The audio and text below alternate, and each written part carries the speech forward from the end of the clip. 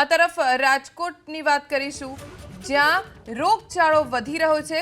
તાવ, શરદી, ઉધરસ સહિત કેસમાં વધારો થયો છે, જેના કારણે હોસ્પિટલ્સ દર્દીઓથી ઉભરાઈ રહી છે। જનારા હોસ્પિટલમાં ચાંદીપુરાના હાલ 6 બાળકો દાખલ છે।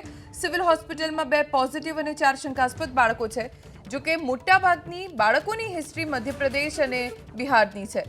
બાળકોના માતા પિતા રાજકોટ જિલ્લાના ગ્રામ્ય વિસ્તારમાં મજૂરી કામ માટે બીજા રાજ્યમાંથી આવેલા છે।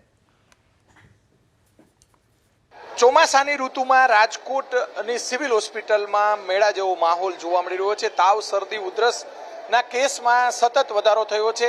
રાજકોટમાં કોલેરાના પણ 2 જેટલા કેસ નોંધાયા હતા બાળકોના।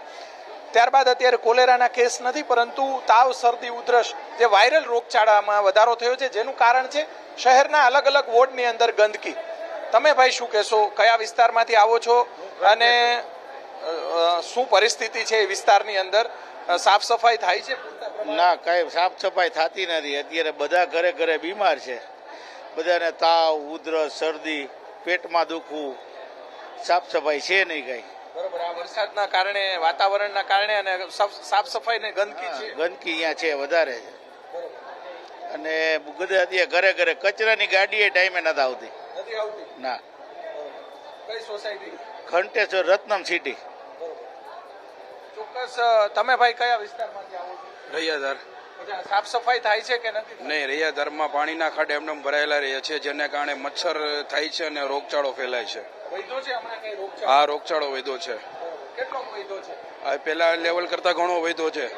એમાં બાળકોમાં તો ખાસ જોવા મળે છે રોગચાળો, નાના બાળકોમાં। ચોક્કસ, નાના બાળકોમાં સૌથી વધારે ચાંદીપુરાના જે કેસ ગ્રામ્ય વિસ્તાર, ગોંડલ અને આસપાસના ગ્રામ્ય વિસ્તારમાંથી ચાંદીપુરાના કેસમાં પણ સતત વધારો થયો છે।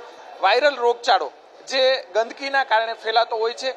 જો રાજકોટની ચાંદીપુરાના કેસની વાત કરવામાં આવે તો જનાના હોસ્પિટલમાં 6 જેટલા બાળકો દાખલ છે। સિવિલ હોસ્પિટલ, જનાના હોસ્પિટલ છે, તેની અંદર 2 પોઝિટિવ અને 4 શંકાસ્પદ બાળકો દાખલ છે। 1 પોઝિટિવ બાળક અને 1 જે શંકાસ્પદ બાળકનું મૃત્યુ થયું છે। આ તમામ બાળકો મધ્યપ્રદેશ અને બિહારના હોવાની હકીકત સામે આવી છે, કેમ કે તેમના માતા પિતા અથવા પરિવારજનો છે તે ગ્રામ્ય વિસ્તારમાં ખેતી કામ કરવા માટે આવતા હોય છે।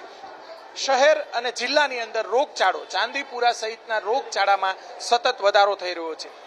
જે તાવ, શરદી, ઉધરસ કે વાયરલ રોગચાળો છે અથવા તો કમળો જેવા રોગચાળો, જે સાફ સફાઈ પૂરતા પ્રમાણમાં ન થતી હોવાના કારણે સતત રોગચાળામાં વધારો થઈ રહ્યો છે। જિલ્લા અને શહેર આરોગ્ય વિભાગે તાત્કાલિક કાર્યવાહી કરવાની જરૂરિયાત છે, કેમ કે રોગચાળો બાળકોમાં સતત વધી રહ્યો છે। કેમેરામેન શુભ આશિયાની સાથે પરાક્રમસિંહ જાડેજા, એબીપી અસ્મિતા, રાજકોટ।